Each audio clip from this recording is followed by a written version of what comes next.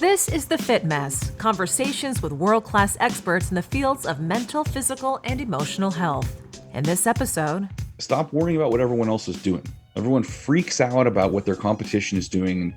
You cannot control anything about that unless you're going to go, Tanya Harding one of them or something, which I do not recommend as a professional coach, to be clear. Now here are your hosts, Zach and Jeremy. Who are you? What are you able to do? What are you able to withstand? And what are you willing to do? If you can answer those questions, you're probably pretty tough. Not in a macho, I can kick your ass in a bar fight kind of way, but truly tough on the outside and the inside. That's according to our guest this week. His name is Greg Everett. He's a national champion weightlifting coach, a documentary filmmaker, and the author of Tough, Building True Mental, Physical, and Emotional Toughness for Success and Fulfillment. And Zach, I'm so glad that you introduced both of us really to Greg Everett because, first of all, his dry sense of humor, I literally could not get enough of. I love talking with him. So this interview is going to be awesome. I can't wait to share it with you. But Greg Everett is a big deal, especially in the CrossFit world. You spend some time there. How did you even come to learn who Greg Everett is? Yeah, so my coach at CrossFit for the People, thank you, Kayla. I was telling her about the podcast one day, and she mentioned Greg Everett and that we should have him on. So I took note of it. I actually had never heard of him, and I went home and looked up the book, and I was like, oh, great, Tough, another stereotypical, tough guy book. Yeah. But the subtitle, had emotional in it and mental in it. So I was like, oh, maybe this will be interesting. And I actually read it in like a 4-hour sitting. Like it was just such a great book and it covers so many things. So I was really happy that she mentioned that we should be talking to this guy because I think this is a great book, and I'm really happy that we got to talk to him. Well, and I think, you mentioned the title. I think he would even agree with you. You'll hear he mentions a few times that the title, it wasn't quite what he was going for. I feel like somebody sort of pushed that in a certain direction. But you're right. The book is full of great lessons, full of great ideas. And, the whole concept of being tough, we talk a lot about masculinity on this show and the idea of being tough. And that's something that I've really struggled with my whole life. And I was thinking about it the other day when I was out changing a flat tire on my car. I'm driving home, ran over something, blew a tire. Luckily I got home so I could embarrass myself in my own driveway instead of on the side of the road. But I mean, I'm sitting there, I'm having to read the directions. I'm like, okay, first of all, where is the jack? Oh, good. I found it. How does this thing work? Okay, good. Like, I don't instinctively know these things. I don't know that all men do, but I get the sense that most men would take the instructions and go, okay, good, I'll use that to kneel on. And now I'm going to do the real man work of changing this tire. And I'm pouring over it word for word. Okay, step one. And, it's stuff like that I think is sort of what he's getting at in this book is really just being prepared for disaster, being prepared for whatever life throws at you instead of just reacting in the moment. Yeah, both physically and mentally. Yeah. Right. And not being prepared in a way of like knowing everything, but knowing how to react to things. Right. And that's so much of what I think we try to do here, just taking care of your body before it falls apart instead of waiting for it to fall apart and then going, oh God, what do I do now? Right. Mindfulness practices where, it's the mindfulness practices are what prepare you for the real life situations that you're in that you can handle. So. Yeah. Cheryl and I were driving over the weekend. We went up to the family cabin and we were having a conversation about, and I don't remember what the conversation was about, but within it was the idea of making sure you have a fire extinguisher in your car. And I was like, yeah, of course. That's just common sense. And it's like, do we have one? Like, no, we did once in a kit that we had a few years ago, but it's just like things like that. And like knowing where your water shutoff is in your house, like these sort of like basic grown up things that you're supposed to just kind of pick up along the way. You do have to be kind of intentional unless somebody taught you that, unless that was part of your upbringing. You have to sort of seek out, what am I supposed to know as a grown up? And I think that's some of what he's getting at here. Well, see, that's where my anxiety comes really handy, right? Yeah. Because I imagine all the worst case scenarios. So I know exactly how to shut off the water in the house. I know how to shut it off for each, faucet. I know where all the gas lines are. I know where all the underground electrical lines are. So if I dig there, no, my anxiety keeps me alive in those situations. Hopefully I never have to use them. Right. But there are 7 fire extinguishers in the house too. And I worry about the whole, the whole manifestation concept, right? Like if I'm thinking about that the house might burn down, or there's going to be a massive flood and I need to shut the water off. Am I creating that in my life by even opening up the possibility in my head? Have I told the universe, yes, please flood my home so that I can, in the last minute, figure out how to turn the water off? Yeah, no, this actually comes into play into my job in like IT. If you are fully prepared and you think about the worst case scenarios and you prepare for them, if should they ever happen, generally you don't need any of that stuff. But if you don't prepare, if you don't think about it, if you just put it off, that's when you really need it. And the universe will answer in kind. Oh, you didn't do anything about it? Well, let me just throw this your way. See how you handle that. Exactly. All right, with that, I think we should move over into the interview with Greg Everett. He's the author of Tough, Building True Mental, Physical, and Emotional Toughness for Success and Fulfillment. I really enjoyed this conversation. He brings together two of my worlds, like this, the journaling piece and the being in touch with yourself, and then the strong side of like lifting heavy weights and doing tough things. So I really enjoyed talking with him. I know who you are, but before we really jump into talking about your book, I would love to, if you could give us a little bit of background, tell us about yourself and who you are. I know you're kind of a big deal in your industry, so I'd love to hear more about your background. Yeah, I'm a big deal if you ask very specific sets of people. Outside of that, I'm just very regular. What I would be known for is as a coach of the Olympic sport of weightlifting. So I've been doing that for many years. The first weightlifting book I put out, Olympic Weightlifting, a complete guide for athletes and coaches. I put that out the end of 2008, I believe. It's in its third edition now. That thing's everywhere. I mean, it's used in university courses. It's the number one book on that topic out there. That's probably what I'm best known for. Of course, I coach along with my wife, the Catalyst Athletics weightlifting team. We're a national championship team. We've got, quite a few, lifters at the world championship level. We now have one going to the Olympics that my wife coaches, Maddie Rogers. Nice. The now 2021 Olympics, very odd. But so I've been in and around that, the weightlifting, the strength and conditioning, the kind of fitness industry for quite a lot of years. And that's how I make my living, is coaching and creating largely instructional content for the sport of weightlifting.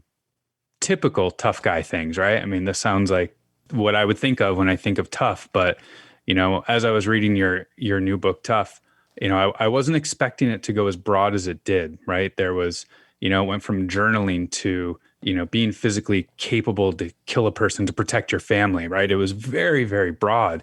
So, I guess we can jump right into the book. Like what does tough mean to you? I mean, could you summarize that? Yeah. And then honestly, the number one dilemma with that book was the title. And, to me personally, it makes perfect sense, but I had to spend a large portion of that first chapter of the book explaining what exactly I mean by tough and what it is to be tough, because I do think there are so many misconceptions and really poorly formed ideas about toughness out there that are unfortunately influencing too many people, primarily of the male gender, in terms of how they approach this or what they believe they need to do or appear as, and all these different things. So to me, I break it down into four elements. First is character, and that is your identity. Who are you truly, fundamentally at your core? And included in that is what are your values? Because these are the things that are going to inform all of your decisions. And so if you're not intimately familiar with those things and you are not actively determining what those things are, it's impossible to truly take responsibility for yourself in the course of your life. Because you're making these apparently arbitrary decisions. You're unable to commit to things long term. You're unable to really be content and find fulfillment because you don't know what it is that's going to deliver you to those things. Next is capability, and this is the typical tough guy persona or image. Is capability is very much a physical trait, right? Is the ability to be strong and to beat people up and be tough in the bar, whatever it is. And there certainly is that element, right? You do need to be physically capable as much as possible, but in very broad terms. So what we're looking for is the ability to really handle yourself in any physical activity. the totally unpredictable and unusual to the day-to-day, mundane, whatever. So it's not just being strong, it's having the endurance and the durability to sustain long-term efforts, that become necessary for whatever, unexpected circumstances. But really critically, this includes knowledge and experience. This includes understanding how things work, why things happen, because what we're trying to do with capability is be prepared as well as possible for anything we encounter, novel experiences. We want to have so much experience and so much knowledge in broad areas that when we encounter those novel experiences, which we've never run into before, we can figure our way through those things successfully rather than just throwing our hands up in despair because we just have no idea where to even start. Next is capacity, which of course is really intimately tied to capability, but commonly we talk about resilience, which in my mind is kind of just the starting point. Resilience just means your ability to return to your original condition following some kind of traumatic event or whatever. And that's good. Like, we don't want to be worse off. We don't want to be destroyed. But we should be taking advantage of these things and really exploiting them to our benefit in any possible way. So rather than simply just returning, weathering the storm, coming back out from the cellar at the end of it and kind of just going back to our life as is, we want to use that experience to learn, to grow, to become stronger, to become more aware, to become more engaged, intelligent, creative, resourceful, all these different things, so that every single time, every experience we have, we are better prepared for the next one, whether or not it's something we've experienced before. Mm-hmm. And then finally, we have commitment. And this is what really ties everything together. This is, encompasses the act of being who we are, the act of pursuing what's important to us consistently, the act of pursuing greater capability and greater capacity. And so this is where, people will talk about discipline and all these things. Well, we're looking at routine creation and habit formation and structuring our lives in ways that are conducive to what we need to pursue and who we want to be. Not discipline in the again, classic tough guy sense where we're just kind of sitting at the edge of our tightly made bed in a bare walled room with a single light bulb, just gritting our teeth to kind of gut through a horrible life just for, the pretext of being, calling ourselves tough. We're not achieving anything there other than self-torture. So this is about commitment and discipline with a purpose. And that is always tied directly to our underlying motivation, which of course is directly related to our values and our character.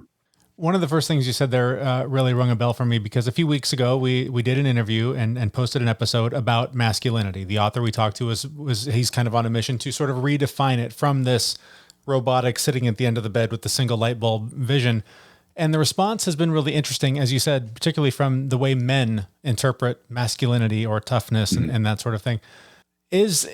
I guess, how do you feel about the term masculinity and the way that toughness plays into that? Because there is this strange resistance, I feel, from a lot of men that they can't articulate what it is about like typical feminine qualities that men could learn to adopt and have, I think, a richer life experience. But they can't put a name on what those qualities are, but they certainly don't want to adopt them as men. Can you talk about kind of the barrier there?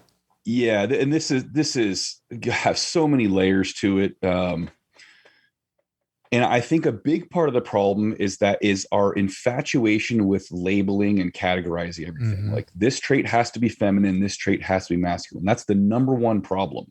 Yeah. So if you have a man who is, has grown up his whole life with influences that are saying, strictly categorizing masculinity as certain traits. And then you're saying, well, I want you to do these things, which are conventionally more feminine traits. It's going to be 100% the most repugnant thing ever. You're going to get absolutely nothing but resistance. They're not going to be interested. And I understand that completely, because you're asking them to basically totally abandon their sense of who they are and who the world thinks they are and who they think the world needs them to be, and all these different things. It's like saying, telling someone that they have to be a totally different person. And so I think that's number one. We got to get rid of those labels fundamentally. And I'm not saying you can't use them, but like they can't be the end all be all of what we're talking about. And so what we need to look at is just human characteristics. And we can say that, okay, generally, maybe women tend to be a little more emotionally honest, like they can express themselves and articulate what they're feeling and what they need a little better. Although at the same time, we could argue maybe they take that too far sometimes. And then men are the exact opposite, where we tend to internalize everything, refuse to communicate. We're like the least emotionally demonstrative human beings on earth, and to our detriment to a great extent. And so when it comes to masculinity, emotions is the perfect place to start, because you first have to re-understand what emotion is. It is not touchy-feely, dabbing your eyes with Kleenex while you talk to a counselor stuff. Like, that's some of it, but emotion is really your body's physical responses to experiences, right? So that includes that knot in your stomach when you're afraid of something, but it's this unknown threat. Or it's that immediate physical reaction where you step off a curb and almost get hit by a car because you're an idiot and didn't look. You're looking at your phone. That's all emotion too, right? So we have to, as men, as human beings, because even a lot of women who are like, I'm going to get tougher, that's one of the things they do is they try, I'm going to stop being so emotional. Well, right. No, you don't stop being emotional. We have to experience these things as our bodies intend, and benefit from them. Because you ask anybody, well, what makes you happy? And they're like, well, being with my family or climbing mountains. And it's like, well, what makes you happy about those things is the way they make you feel. That is emotion, right? You're not pleasurably overwhelmed with intellectual thoughts about mountain climbing. Like, that's not what's making you happy when you do that, even though the intellectual side of it could be enjoyable. And so we have to understand that. And then really what it comes down to is recognizing that all of us, gender, universally, it's a matter of balancing emotion and rational thought appropriately for the given circumstances, right?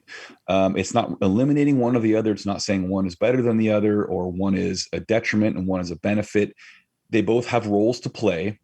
And the trick is not allowing one of them to dominate inappropriately and cause us to make poor decisions. And making decisions based strictly on emotion is almost always a terrible idea, right? But also totally, ignoring and denying emotion and trying to be very robotic and mechanical about things often means that we lose out on so much of the kind of meaningful, enjoyable experiences in life. Yeah. So I know this book was published this year, and, it seems like this was a really well-timed book for the last year that, the world has gone through. Was that your intention to, did you come up with this while the pandemic was happening, or is this something that's been rolling around in your head prior to the pandemic? It's been something I've been thinking about, vacillating between actively and totally passively for 10 plus years, really my whole life. And it's really just taken this long for things to crystallize enough for me to feel I could communicate it.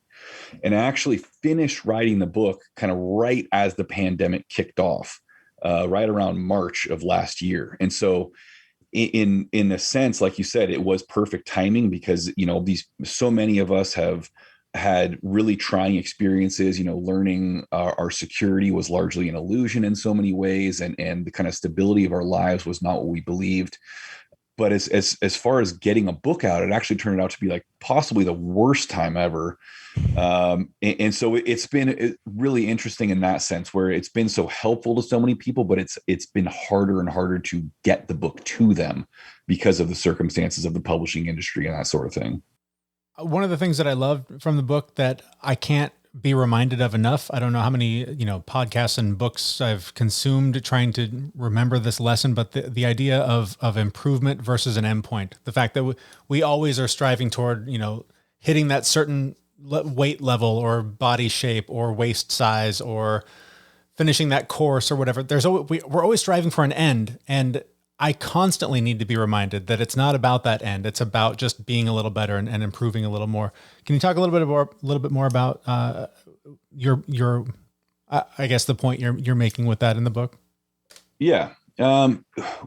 We are very, kind of as modern people, very goal oriented and kind of endpoint focused, right? Is once I hit this goal, everything in my life is going to be great. Once I'm making 200K a year, or once I'm, 125 pounds or whatever, everything's going to fall into place. The doves will come flying out of the car with me, and, whatever.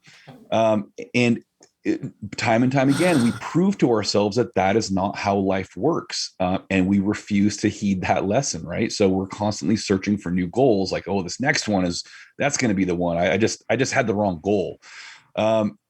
Goals are really critical. But the key with goals in my mind is that we have to have this kind of infinite endpoint for all of this stuff that is harmonious with, again, character and values. Like what in this more universal sense is important to us, and that are we pursuing? And then our goals, these objective endpoints, are basically waypoints on that path that kind of let us, notch off as we go, and realize that we're continuing to pursue this kind of all-encompassing thing, which is what is most important. And in that way, we can enjoy the process and find value in the process and meaning in the process and purpose, rather than this just endless checklist of things that never quite pans out. And so, and you talk to someone about their goals, and there's, again, this idea that once they reach that point, it's everything's going to be good. But if you actually talk to someone in depth about their experiences, the most enjoyable pieces of these goals is the pursuit of them, not the actual achievement, right? So, and that seems really counterintuitive to a lot of us, but stop and think about it, right? When you're really engrossed in a project, when you're just enthralled by what you're doing, the whole time flies when you're having fun.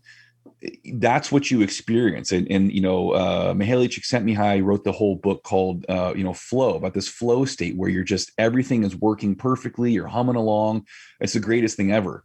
You don't achieve a flow state at the end of that experience when you meet the goal. And then suddenly it's like you've stumbled into nirvana, and you've achieved total enlightenment. It's that process that is so valuable to us. And so we have to be able to look at things like that. And it doesn't mean the goals aren't important. It means they have to be well suited, and be in line with our character and our values. But we need to be present in that process and recognizing that is what's enjoyable. Not all the time, but overall, that's what's enjoyable. It's funny, just a quick anecdote today when I was sort of reviewing my materials and kind of thumbing through the book again, preparing for this interview. I hit that part and I was realizing, I haven't really done anything physical in a few days. My work has been totally crazy. And, I've got this goal of being in better shape and being in better, physically in better shape. And it was so funny just hearing you say it's not about, that goal. It's about the improvement. I was like, I've got time right now. I can go for a 20-minute walk. And it's so funny how I think not having a goal can maybe seem intimidating, but it also can be liberating, because it's not about where am I going to be in a year. It's about what can I do right now to get a little closer to that. And I just thought that was really important and a great reminder for me, again, and just sort of reframing how we reach those goals and not putting so much emphasis on the end and more on the journey. Well, and I use the analogy of, if you're going to walk a mile, you can sit there and count your paces. Like, okay, a mile for a guy my size is about 2,000 steps. And so you take one step and you're like, I got 1,999 steps to go. And so you can look at it that way, or with every step you're taking, you can be counting the progress, right? So it's totally dependent on your perspective, how kind of discouraging or how galvanizing that experience is. And looking at the things that you are pursuing and watching your progress and marking that off along the way with those intermediate goals. That's how you maintain motivation and commitment, and find that sense of contentment and fulfillment, rather than if we just focus on the end point, we're only there for a moment. Yeah. The whole rest of the time, then we're miserable. Totally. Yeah. The journey is so much more important. I want to ask you about the topic of ego, and specifically, I think in your line of work, there's probably, I know I experience it with my workouts. I'm coming back from some injuries and have had to use like an empty bar in any of my lifting, and my ego does not like that in any way, shape, or form. Right? Fortunately, I've got a great coach who's helping me through this and keeping me light on the loads. and I'm getting better and I'm seeing the improvement, but I'm not really going for a goal, right? I'm just going to make sure that I have movement without pain and appropriate movement. So I'd love to hear your take on the ego and how we can make it go away, or really not pay as much attention to it in, in lifting or just in life in general. Yeah, I think it all comes down to our concern over other people's perceptions of us, right? So if you can find out how to eliminate that concern, that problem disappears magically, right? So you can then be focused on exactly what it is you are pursuing. So your purpose there is to be able to move well, pain-free. You're by yourself in your garage doing that, no problem. You're focusing on that. It's great. It's awesome. Now suddenly you go into a gym with a bunch of other people in there. You're like, oh man, I got to throw some weight on here. This looks ridiculous. And so basically what we have to do is kind of create that internal environment of the garage at all times, right? Or my friend Varg Freeborn, who wrote the book Violence of Mind, likes to use the term woodshedding, right? This idea that you're going to go out to the woodshed and just focus totally on this one project, ignore all distractions, and just kind of isolate yourself. It's that same idea. We just have to create that environment internally, and that ability to shut off that concern, that worry, that focus on what everyone else is thinking of us is the key to being able to pursue what's important to you without disruption, without, these totally unnecessary, side steps to like, well, I was doing great here, getting better. And then all of a sudden I went to the gym and there's all these girls looking at me. So I loaded up a bunch of weight and now I just took 10 steps back and I've got to start this process over again. And the reality is, and this is something it took me many years to learn because I was a really self-conscious kid. Those girls aren't looking at you. They couldn't care less what you're doing, right? Those guys aren't looking at you. They don't care. And if they do, it's because of some emotional, psychological baggage they have that they need to work on with their own therapists. You know what I mean? So it's like when you let yourself get wrapped up in that sort of thing, you're shooting yourself in the foot. And so I'm not saying it's an easy process to let go of that, but it is something that we have to pursue consciously every single day. And the easiest way to do it is, the moment you start feeling yourself kind of diverge from what is your correct path is why? Just ask yourself, why am I reacting this way? What am I concerned about? What am I worried about? And the more you can kind of talk it out with yourself, and it's like, well, that other guy over there is super strong and big, and he's probably, laughing at me. Okay, he's probably not. But even if he is, do you know him? Are you ever going to know him? Are you ever going to need him to care about how strong you are? And the answer is almost always no. And so it's this incredibly liberating realization that you can have multiple times throughout the day, where you just kind of are setting yourself free to pursue what's meaningful to you rather than being so tied up with that ball and chain of everyone else's perception of you. A lot of this reminds me of a lot of the Stoic teachings that I've read. Do you draw some inspiration from that? Just that sort of that pursuit of the virtuous life and chasing your own development of your own character and your own self more so than achieving some external reward? Yeah, I think ultimately that pursuit of character and living in a way that is in alignment with your values is what allows you to achieve all these external objective things anyway. Right. So it's something I talk about, as a coach. Stop worrying about what everyone else is doing. Everyone freaks out about what their competition is doing. You cannot control anything about that unless you're going to go, Tanya Harding one of them or something, which I do not recommend as a professional coach, to be clear. But what you can focus on is yourself improving, constantly assessing, reassessing, and addressing your shortcomings, your weaknesses, whatever. And that is how you become better than other people anyway. Becoming better than you were yesterday is how you get better than who everyone else is today anyway. So no matter how you look at it, you're focusing on what's most important to you is what's going to get you to any other goal you can come up with and it's going to actually make you happy in the end versus starting with that external goal and trying to reverse engineer it. That's how you end up with silly stuff like trying to prove your dad wrong because he was mean to you as a kid, or going into some business that it makes you absolutely miserable because that's traditional where you're from, or whatever the case is. And then you avoid the midlife crisis. So it's all very convenient. Yeah. I love the book. I was surprised by how much it covered, but are there any last words, last things you want to tell everyone? Yeah, I think you should all buy my book. Yes. Great idea. You have the most amazing dry sense of humor. I absolutely love it. So, my salesmanship is incredible too. I make the joke where a publisher and editor's worst nightmare is they say, well, who's your audience for the book? And you're like, everyone. Because 99% of the time that's utter nonsense. But I really feel like it's a fair point with this book, because so many people are kind of either maybe not turned off by the title, but they see it and they say, well, I'm not trying to be tough. I'm not trying to get into some like special forces selection program. This is not for me. And so I think that, again, is the drawback of that title, is that it's unclear how much this covers and how appropriate it is for people who are not trying to be the classic tough guy. And that's the whole point, really, is to learn that that is not an important thing to pursue. It's a counterproductive thing to pursue.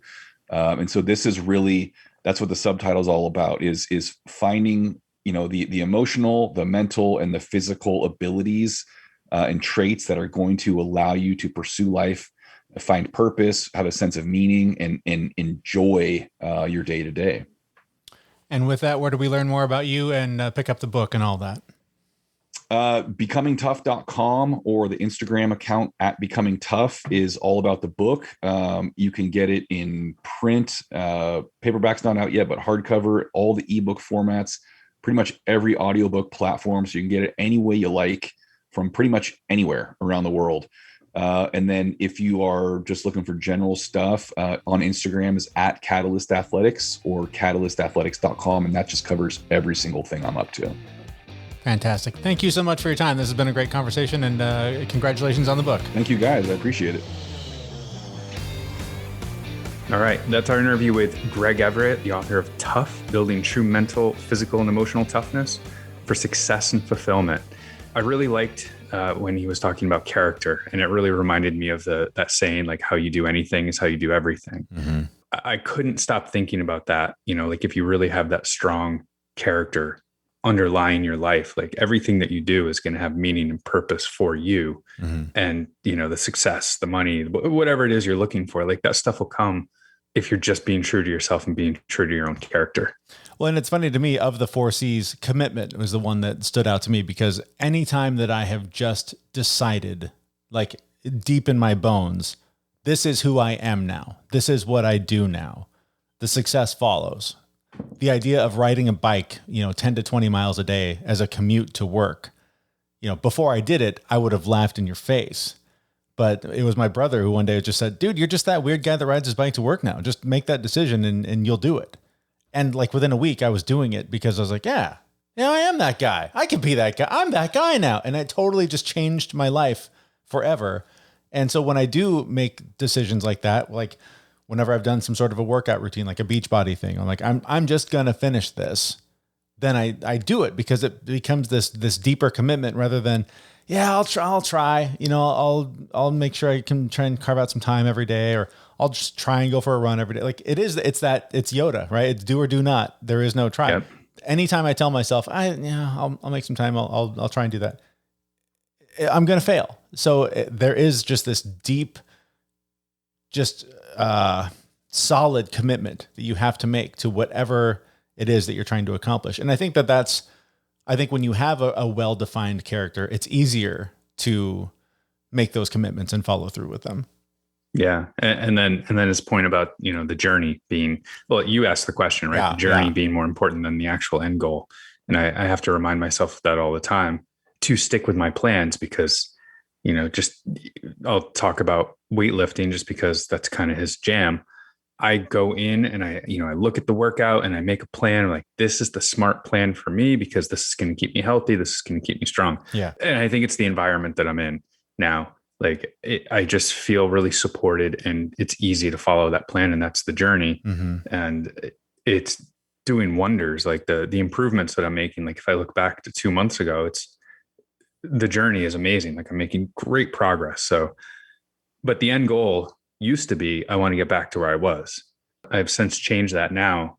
I do have my end goal, but I'm not focused on that. I'm focused on what's the next step. Yep. What's the next thing? How do I get there without killing myself? Because we all know that if I don't have a plan and stick to it, I will hurt myself very badly.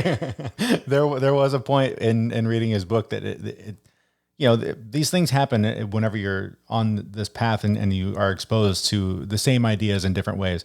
The way he discussed improvement versus endpoint was a game changer for me, because we get so caught up in what is the number on the scale and how do I get to the number that I want it to be, and the size on my pants and how do I get that to the number that I want it to be.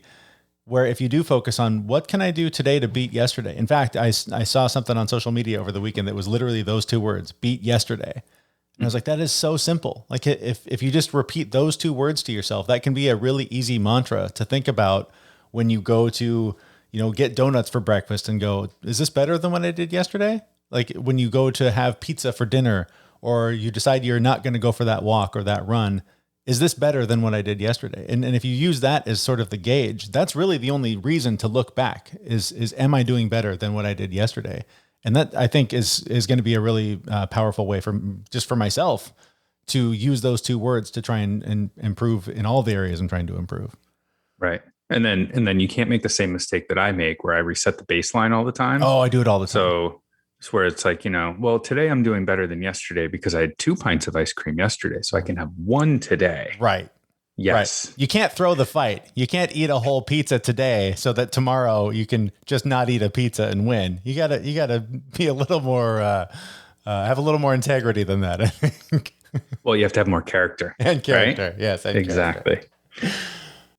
All right. So before we go, I want to revisit the topic we were talking about last time. Yeah. How our show last time was about, the power of money, and you had lost some money and you put it out there to the universe to get it back. So I want an update. What's going on? And I have an update, and you can call this coincidence. You can call this deep in the woo-woo, whatever you want to call it. In the middle of this move, there are many expenses. Getting scammed is not supposed to be one of them. As it turns out, that's what happened to me. It was a large sum of money for my family to lose, and it was a tough one. So in our last conversation, we talked about, just throwing it out to the universe to, I welcome this money back into my life. Thank you for giving it back to me in whatever form it's coming. I really want the justice. Don't get me wrong. I want the person who took it from me to have to give it back to me. But yep. I've already thanked the universe for giving me the money back. And oddly enough, again, we are moving to Canada, and one of the major expenses was going to be the actual moving of our stuff across the border, and paying a moving company a large sum of money to do that for us because of COVID restrictions. Well, as it turns out, since we talked, those COVID restrictions have lifted, the specific ones that applied to us, that have allowed me to change the way we are moving all of our items and save almost exactly the same amount of money that we lost in the scam. Nice. So you didn't actually get it back, but you don't have to have that expense. I don't have to have the expense. At the end of the day, you're going to be even. Yeah, I've made whole by the universe because I thanked the universe for giving me my money back. Well, maybe you should thank Canada too. Yeah, thank you, Canada, for the many splendors we are about to enjoy. But yeah, that's awesome. I try so hard to wrap my head around the science of manifestation, and even when I'm doing it, when I'm repeating the things and thanking the universe for whatever the thing is, there's always this little nagging, like, this is bullshit. This isn't real. This isn't. And I have to shut that up and go, no, it is real. You don't know what you're talking about. I'm going to be just fine because the universe has my back. It's so funny how whenever I can fully buy my own bullshit, it works. I don't know. I can't explain it, but there you go. Almost the exact amount of money that we lost, we are now saving in this move because of crazy timing. And it was a little bit more than what you lost, right? I believe it. Yeah, by a little bit, but yeah, just on paper, big picture, it's a wash. It's crazy. Yeah, that's awesome. Yeah. So thank the universe for all that you desire. Thank it for already giving it to you. Do it a lot. Do it all day. Do it at every red light. Do it at every downtime instead of scrolling through your phone. And as it turns out, it will probably provide. Yeah. And thank Canada too. Don't forget about Canada. that. Always thank Canada. All right. Well, we'll thank Greg Everett too for, an awesome interview and just, different ways of thinking about these things. I know my definition of being tough was already not the norm, but is now a little bit different after reading his book and talking to him. So I think we'll wrap it up there unless there's anything else. Just make sure you visit our website, thefitmess.com, where you can subscribe to the show and sign up for the newsletter and send us all kinds of great messages and ratings and reviews on whatever podcast player you're using. All right. And we'll be back next week with a brand new episode at thefitmess.com. Thanks for listening. See you, everyone. We know this podcast is amazing and doesn't seem to lack anything, but we need a legal disclaimer. Prior to implementing anything discussed in this podcast, it is your responsibility to conduct your own research and consult your physician.